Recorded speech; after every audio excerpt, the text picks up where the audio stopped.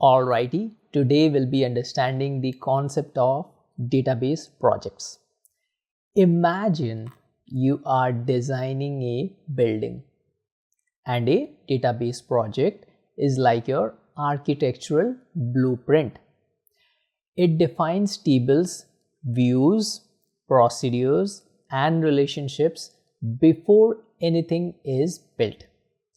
In Microsoft Fabric, we can version, validate, and deploy these blueprints across environments using Git integration. It helps teams collaborate safely, catch errors early, and maintain consistency in schema design. Just like a blueprint ensures every room fits perfectly, a database project ensures your data model is clean, governed, and ready for analytics. That's what goes the concept.